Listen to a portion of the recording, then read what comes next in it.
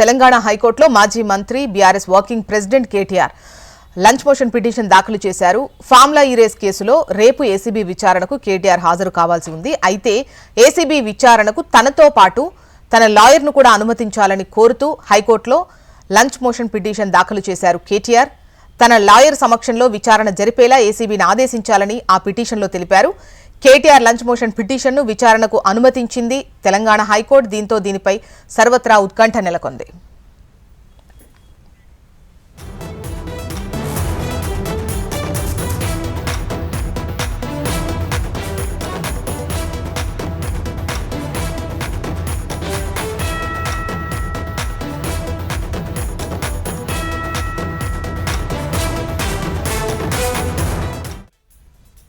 తెలంగాణ హైకోర్టులో మాజీ మంత్రి BRS working president KTR lunch motion petition దాఖలు చేశారు. ఫార్ములా ఈ రేస్ కేసులో రేపు ఏసీబీ విచారణకు కేటీఆర్ హాజరు కావాల్సి ఉంది. అయితే ఏసీబీ విచారణకు తనతో పాటు తన లాయర్ను కూడా అనుమతించాలని కోరుతూ హైకోర్టులో లంచ్ మోషన్ పిటిషన్ దాఖలు చేశారు కేటీఆర్. తన లాయర్ సమక్షంలో విచారణ జరిపేలా ఏసీబీని ఆదేశించాలని ఆ పిటిషన్లో తెలిపారు. కేటీఆర్ లంచ్ మోషన్ పిటిషన్ను విచారణకు అనుమతించింది తెలంగాణ హైకోర్టు. దీంతో దీనిపై సర్వత్రా ఉత్కంఠ నెలకొంది.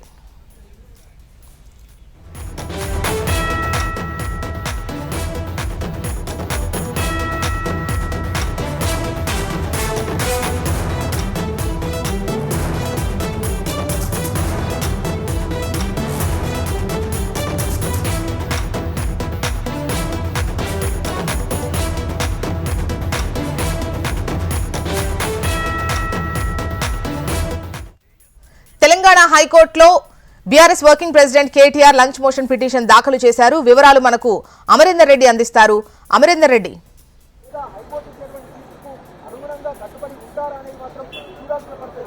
జోష్న, మాజీ మంత్రి కేటీఆర్ కొద్దిసేపటి క్రితమే తెలంగాణ హైకోర్టులో లంచ్ మోషన్ పిటిషన్ కూడా దాఖలు చేశారు. ఈ పిటిషన్కి సంబంధించి రిజిస్ట్రీలో అనుమతించడం, ఆ తర్వాత లంచ్ మోషన్కి అనుమతించడంతో మధ్యాహ్నం 2:30 గంటల సమయాన అతని పిటిషన్పై విచారణ జరగనుంది. ముఖ్యంగా చూసుకుంటే న్యాయవాదికి సంబంధించి ఉంటేనే విచారణకు వస్తానంటూ మొదటి నుంచి కూడా కేటీఆర్ చెప్తా ఉన్నాడు. న్యాయవాదితో విచారణకు అనుమతి ఇవ్వాలని కూడా మాజీ మంత్రి కేటీఆర్ పిటిషన్ కూడా దాఖలు చేశారు. మరి కోర్టు ఏ మేరకు ఇతని వినతిని పరిగణలోకి తీసుకుంటుందనేది వేచి చూడాల్సిన పరిస్థితి నెలకొంది. అయితే మధ్యాహ్నం 2:30 గంటల సమయాన లంచ్ మోషన్ అనేది ఉంటుంది. ఈ లంచ్ మోషన్ సమయంలో ఇది కేసును మెన్షన్ చేస్తారు. మెన్షన్ చేసిన తర్వాత విచారణ అర్హత కావచ్చు, విచారణమైన అంశాలు అంటే పాజిటివ్ గా ఉంటే అంటే న్యాయవాదులు తప్పనిసరిగా ఏదైతే దర్యాప్తు బృందాలు విచారణ సమయంలో ఏదైతే వీడియో రికార్డింగ్ తో పాటు స్టేట్మెంట్ కూడా రికార్డ్ చేశారు కాబట్టి వీడియో రికార్డింగ్ స్టేట్మెంట్ కు సంబంధించి రెండు మధ్య తేడాలు ఉంటే మాత్రం దానికి సంబంధించిన కోర్టు దృష్టికి మళ్ళీ తీసుకెళ్లే అవకాశం ఉంటుంది. కాబట్టి తప్పనిసరిగా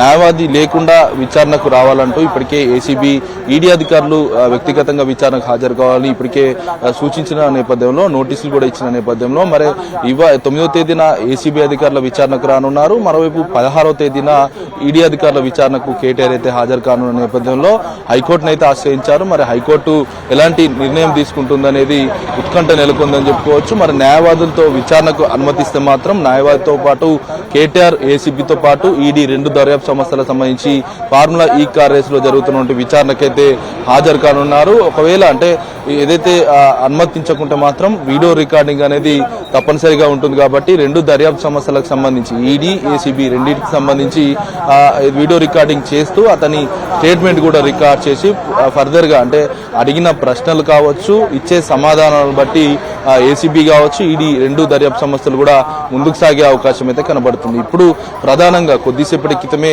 ఒక అరగంట క్రితమే ఐఏఎస్ అరవింద్ కుమార్ విచారణ అనేది ప్రారంభమైంది. ఏసీబీ ప్రధాన కార్యాలయానికి 10 గంటల సమయానికి చేరుకున్నారు.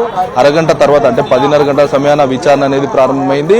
అరవింద్ కుమార్ ఎంఏయుడిలో చీఫ్ సెక్రటరీ గా పనిచేసినటువంటి సమయంలో ఎలాంటి అక్రమ బదిలీలకు సంబంధించి ఒక ప్రభుత్వ అధికారి ఉంటూ ప్రభుత్వ నిధులను దుర్వినియోగం చేసేలా నియమ నిబంధనలు పాటించకపోవడంతో పాటు పాటు ఆర్బీఐ గైడ్ లైన్స్ పాటించకపోవడంతో ఇప్పటికే హెచ్ఎండిఏకి సంబంధించిన భారీ జరిమానా అనేది 8 కోట్ల జరిమానా విధించబడింది. ఆ 8 కోట్ల జరిమానాను తెలంగాణలో కాంగ్రెస్ ప్రభుత్వం ఫామ్ చేసిన తర్వాత కాంగ్రెస్ ప్రభుత్వం 8 కోట్ల జరిమానాను దాన్ని మొత్తం క్లియర్ చేసిన నేపథ్యంలో ఫార్ములా ఈ కార్ రేస్ లో నియమ నిబంధనలు పాటించాలనేది ఇప్పటికే గుర్తించిన నేపథ్యంలో ప్రభుత్వం గవర్నర్ కి ఫైల్ పంపింది. గవర్నర్ దగ్గర నుంచి ఏసీబీకి ఏదైతే ఫైల్ అనుమతి రావడంతో ఏసీబీ ఎఫ్ఐఆర్ కూడా నమోదు చేసింది. ముఖ్యంగా A1 గా కేటీఆర్ తో పాటు A2 గా senior IAS Arvind Kumar, A3 గా బిఎన్ రెడ్డిని చేర్చింది. ముఖ్యంగా 2 విడతల వారీగా బిఎన్ రెడ్డి ప్రొసీడింగ్ కాపీలని రిలీజ్ చేశాడు కాబట్టి ప్రొసీడింగ్ కాపీలు చేసిన సమయంలో ఒక మాజీ చీఫ్ ఇంజనీర్ అంటే ఏ డిపిఆర్ చేసినా ఏ ప్రొసీడింగ్ అంటే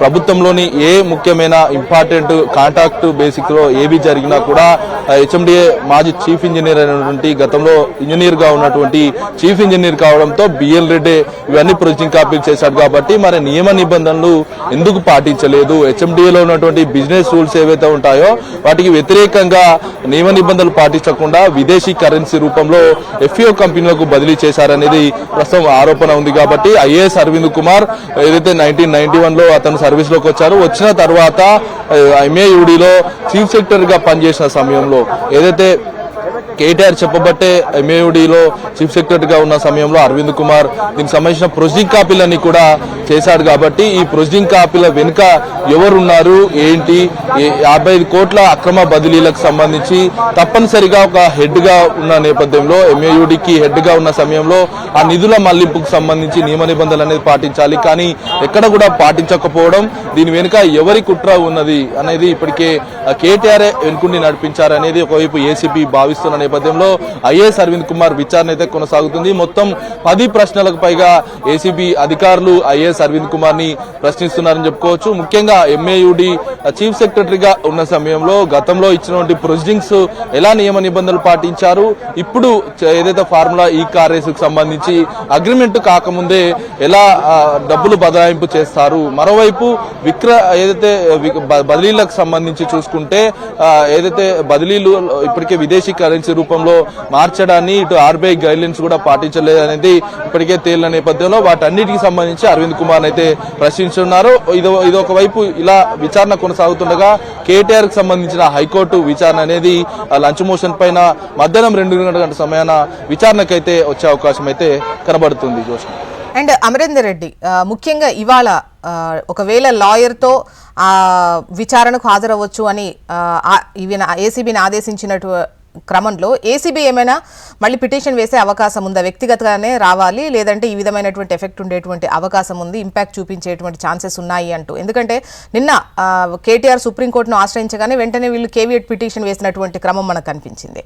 అండ్ ఇక్కడ ఎలా ఉండే ఛాన్సెస్ కనిపిస్తున్నాయి?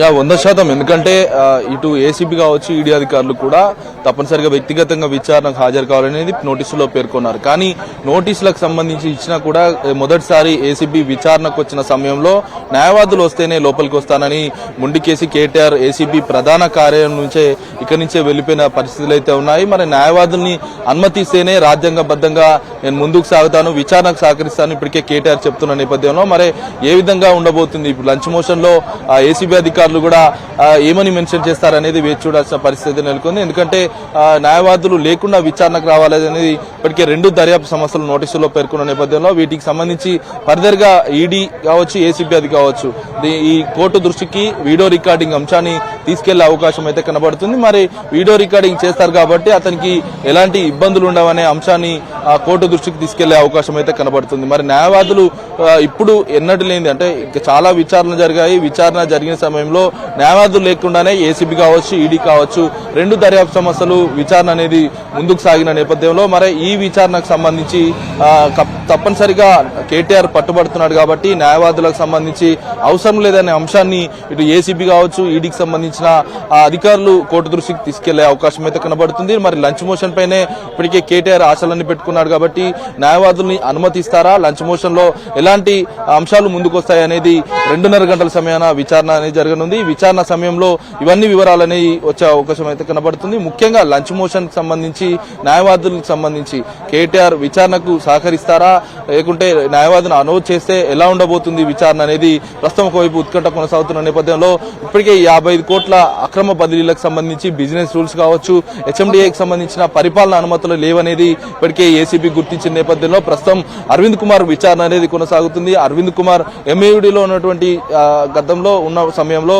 ప్రొసీడింగ్ కాపీలని కూడా ఇప్పటికే ఇచ్చిన నేపథ్యంలో ఆ ప్రొసీడింగ్ కాపీలన్నీ కూడా హెచ్ఎండిఏకి సంబంధించిన స్పాన్సర్షిప్ ఫార్ములా ఈ కార్ రేస్ లో ఏసీ జెనెక్స్ సంబంధించిన కంపెనీ స్పాన్సర్షిప్ నిరాకరించిన తర్వాత సీజన్ 10 కు మేమే స్పాన్సర్షిప్ ఇస్తామనేది ముందుకొచ్చింది. కేటీఆర్ కూడా చాలా సార్లు ప్రెస్ మీట్ పెట్టి నిధులు కేటాయిస్తున్నాం, స్పాన్సర్షిప్ హెచ్ఎండిఏ ఉంటుందంటూ కూడా ప్రెస్ మీట్ పెట్టి కూడా నిధులు కేటాయించామని కూడా అంశాన్ని చెప్పారు. కాబట్టి వీటన్నిటి కూడా వీడియో రికార్డును కూడా ప్రస్తుతం ఏసీబీ అధికారులు సేకరించారు. మరి ఎవరి ఒత్తిడితో నిధులు మళ్లింపు జరిగింది, విదేశీ కరెన్సీ రూపంలో ఎఫ్ఓ కంపెనీలోకి చేరాయి కాబట్టి ఈ బదిలీల వెనుక ఇప్పటికే 8 కోట్ల హెచ్ఎండిఏకి నష్టం జరిగింది కాబట్టి 8 కోట్ల నష్టాన్ని ప్రభుత్వం క్లియర్ చేసిన నేపథ్యంలో ప్రస్తుతానికి ఈ బదిలీల అంశంతో పాటు కేటీఆర్ ఎందుకు ఒత్తిడి చేయాల్సి వచ్చింది, కేటీఆర్ ఏదైతే ప్రొసీడింగ్ కాపీలు ఇవ్వాలని ఇప్పటికే బిఎల్ రెడ్డి కూడా చాలా ప్రొసీడింగ్ కాపీలు ఇచ్చాడు కాబట్టి ఆ ప్రొసీడింగ్ కాపీలో గతంలో ఫాలో అయిన ఇన్స్ట్రక్షన్స్ ఉన్నాయి, ఇప్పుడు